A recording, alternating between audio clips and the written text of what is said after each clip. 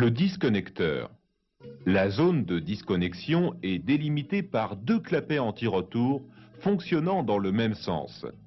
Le clapet amont numéro 1, le clapet aval numéro 2. Au repos, ils sont maintenus fermés par un ressort.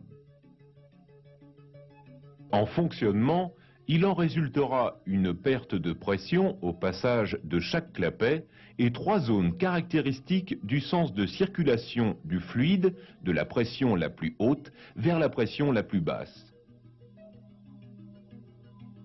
Entre ces deux clapets, la chambre intermédiaire possède une évacuation vers l'extérieur. Cette évacuation peut être obturée par une soupape.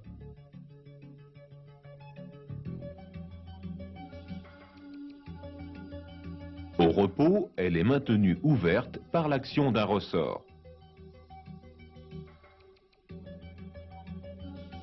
La particularité de cette soupape est d'être commandée par les mouvements d'une membrane.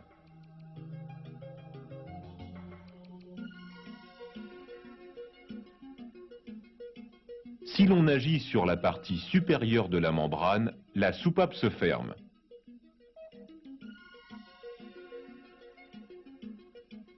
Si l'on agit sur la partie inférieure de la membrane, elle s'ouvre.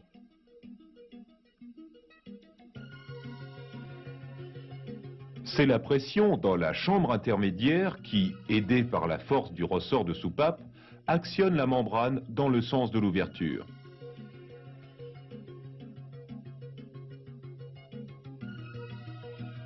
C'est la pression amont, canalisée sur la membrane, qui poussera la soupape dans le sens de la fermeture.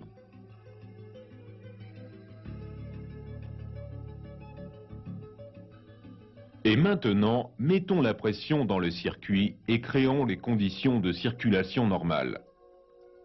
Par construction, la pression amont, avant toute autre action, agit sur la membrane et amène la soupape en position de fermeture. Ensuite, le clapet numéro 1 s'ouvre. Le fluide emplit la chambre intermédiaire. La pression dans cette chambre est inférieure à la pression amont en raison de la perte de charge due au clapet numéro 1. La pression amont reste prédominante et maintient la soupape fermée. Enfin, le clapet aval numéro 2 s'ouvre. Le circuit est en eau et fonctionne normalement. Si l'on arrête le débit par l'aval, les deux clapets se ferment. Les clapets sont étanches. Les valeurs de pression relatives restent identiques. La pression de la chambre intermédiaire reste inférieure à la pression amont. Si celle-ci est constante, la soupape demeure fermée. Les sécurités du disconnecteur. La sécurité est assurée quelle que soit l'origine de l'incident, perturbation sur le réseau ou dysfonctionnement interne. Premier cas, le disconnecteur est à l'arrêt. La pression amont baisse. Avant qu'il n'y ait égalité entre la pression amont et la pression de la chambre intermédiaire, le ressort ouvre la soupape et draine la chambre. Deuxième cas, le disconnecteur est toujours à l'arrêt. La pression aval augmente, par exemple à la suite du refoulement accidentel d'une pompe. Le clapet aval numéro 2 est étanche. Les pressions de part et d'autre de la membrane restent les mêmes. Il n'y a aucun écoulement à la soupape. Troisième cas. Le clapet numéro 1 du disconnecteur est endommagé.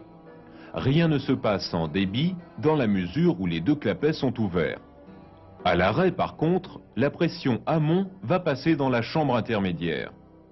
La soupape va s'ouvrir de façon à évacuer la fuite du clapet. L'écoulement sera continu à la soupape. La pression dans la chambre intermédiaire reste toujours inférieure à la pression amont et le retour d'eau impossible. Quatrième cas. À l'arrêt, en cas de surpression aval, si le clapet aval numéro 2 est fuyard, la surpression va s'installer dans la chambre intermédiaire. La soupape va s'ouvrir de façon à évacuer la fuite du clapet. La pression de la chambre intermédiaire reste toujours inférieure à la pression amont et le retour d'eau impossible. Bien entendu, s'il n'y a pas de surpression aval, la fuite du clapet aval numéro 2 est sans conséquence. Cinquième cas. La membrane est percée. C'est un cas extrêmement rare. La disconnexion sera permanente. L'écoulement sera continu à la soupape. De même, si la soupape n'est pas étanche, il y a écoulement continu, mais aucune incidence sur le fonctionnement du disconnecteur.